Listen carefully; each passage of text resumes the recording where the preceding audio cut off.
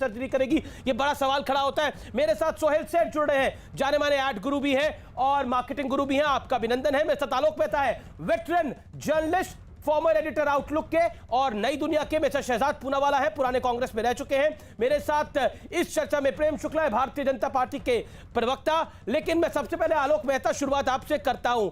संदिग्ध थे जितिन प्रसाद, संदिग्ध, सेकुलर नहीं थे जितिन प्रसाद। वीरप्पा मोइली का यह कहना कितने बड़े मायने हैं? देखिए, वीरप्पा मोइली कुछ भी कहें, चूंकि हर आदमी इस समय सोचता है कि मैं कहाँ रहूं, इधर जाऊं या उधर जाऊं। जितिन प्रसाद जो है, उनके पिता जितेंद्र प्रसाद थे, कितना वो क्लोज रहे एक समय में। ठीक है, एक प्रतीकात्मक चुनाव सोनिया गांधी के खिलाफ तब भी लड़ा था, लेकिन जितिन प्रसाद को तो प्रियंका गांधी आगे बढ़ा रही थी। इसलिए अभी आपने अपनी शुरुआत में भी जो कहा, असली झगड़ा ये है कि राहुल गांधी की चले कि प्रियंका की चले कि सोनिया जी की चले।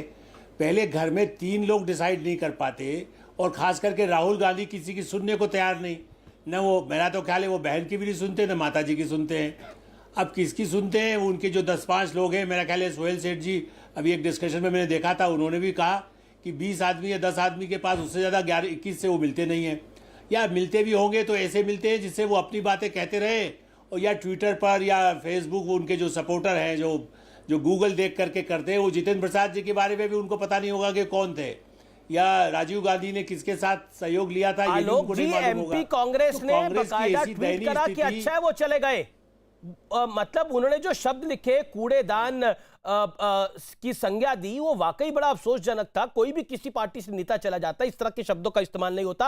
आज कपिल सिब्बल के साथ हमने एक इंटरव्यू किया। कपिल सिब्बल ने बड़ा कैटेगोरिकली बोला कि सुननी पड़ती है एक सीईओ को भी। सोहेल सेठ, आपका तो सीईओ से भी इंटरेक्शन होता है, नेताओं से भी इंटरेक्शन होता है। कपिल सिब्बल वो एक नेता सिर्फ नहीं है, पूर्व मंत्री नहीं है, एक बड़े वेटरन लॉयर भी हैं।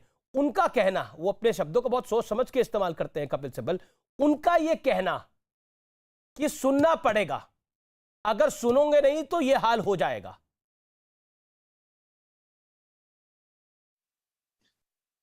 देखिए, मैं बोल सकता हूं अभी? जी जी मिस्टर सेठ, प्लीज गो ऑन। जी सोहेल जी बोलिए। सोहेल सेठ, हेलो, आपको मेरी आवाज मिल रही है? सोहेल सेठ, आपको आवाज आ रही है मेरी? बिल्कुल, आपकी आवाज स्पष्ट रूप से आ रही है, very clear, loud and clear. Please make your point. तो मैं ये समझता हूं कि जैसे पहले स्पीकर ने भी कहा, आज स्थिति ये है कि कांग्रेस में कोई इसलिए नहीं रहना चाहता क्योंकि इज्जत नहीं है। वो बेइज्जती करते हैं लोगों की, और वो समझते हैं कि अभी भी वो राजा हैं, और ये राजा और रंक की कहानी अब खत्म हो चुकी है। क्योंकि अगर नेता तब होता है जब वो जीतता है, और नेता तब होता है जब उसके फॉलोअर्स होते हैं। अब कांग्रेस लगातार हार रही है।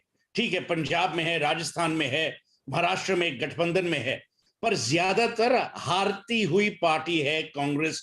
और कांग्रेस में कोई विमोचन नहीं, कोई ये नहीं कि भाई हम अंदरूनी झांक कर देखें कि हमने क्या गलतियां की हैं। राहुल गांधी समझता है कि वो कोई गलती कर नहीं सकता। प्रियंका गांधी और राहुल गांधी और सोनिया गांधी, ये परिवार चलाने के दिन अब चले गए। क्योंकि जो मोदी और शाह ने आपको दिखाया कि भाई, जो एक राजनीतिक पार्टी है, जो पॉलिटिकल पार्टी है, ये लीडरशिप से चलती है, डिसीजन से चलती है। ये नहीं कि आप अपने कमरे में बंद रहें या आप अपने कुत्ते के साथ खेलें, जबकि कोई बड़ा नेता आपसे कोई चर्चा करने आया है या सलाह मशवरा लेने आया है। और यही जो इनकी आदतें हैं, आज इसी वजह से कांग्रेस इस स्थिति में है। तो जैसे आपने सही कहा, मध्य प्रदेश की जो ट्वीट थी, जो मध्य प्रदेश कांग्रेस की ट्वीट, उससे आपको पता चलता है कि पार्टी कितनी तुच्ची हो गई है, कितनी गिर गई है अपनी आंखों में और औरों की आंखों में। आप एक जाते हुए नेता के लिए क्या ये शब्द यूज करेंगे, ये शब्द प्रयोग करेंगे? कभी नहीं। और आप क्या समझते हैं, जो मिलिंद देओरा है, जो सचिन पायलट है, इनको नहीं लगता कि अब इनका भी समय आ गया है? और वो क्यों रहे कांग्रेस में, जहां आपको ना इज्जत है, ना जीतने का मौका है, ना आप पार्टी में फेरबदल कर सकते हैं? तो आप रहेंगे क्यों? और यही मुद्दा है।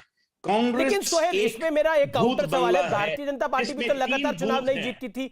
भारतीय जनता पार्टी भी तो कई चुनाव हारी, लगातार 2 टर्म बीजेपी चुनाव हारी। देखिए, अटल जी की सरकार गई 2004 के अंदर, 5-10 सीटें कांग्रेस की ज्यादा आ गई, वहां से सरकार और गठबंधन कांग्रेस के अच्छे थे, कांग्रेस की सरकार बन गई, जिसमें मैडम गांधी को प्रधानमंत्री बनना था, लेकिन फिर मनमोहन सिंह की एंट्री हुई। 2009 के अंदर एलके आडवाणी को प्राइम मिनिस्टर कैंडिडेट घोषित किया गया, लेकिन बीजेपी की बहुत बुरी हार हुई। बीजेपी भी तो चुनाव हारी, लेकिन ऐसी स्थिति में नहीं गई। नहीं, पर बीजेपी दो, आपने बहुत सही कहा, 2 अंतर हैं कांग्रेस और बीजेपी में। कांग्रेस सरकार चलाना जानती है, अब इलेक्शंस नहीं जीत सकती।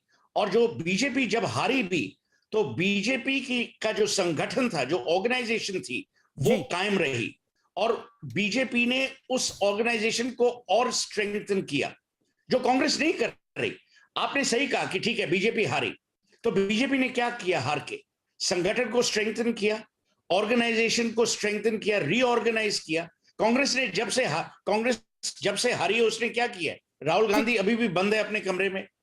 प्रियंका गांधी, राहुल गांधी फोटो अपॉर्चुनिटीज के लिए उत्तर प्रदेश जाएंगे, यहां जाएंगे, वहां जाएंगे। उससे ज्यादा वो क्या करते हैं? आपने अपनी शुरुआत में कहा कि सचिन पायलट को जो उन्होंने कहा 10 महीने पहले, उस पर अमल हुए नहीं।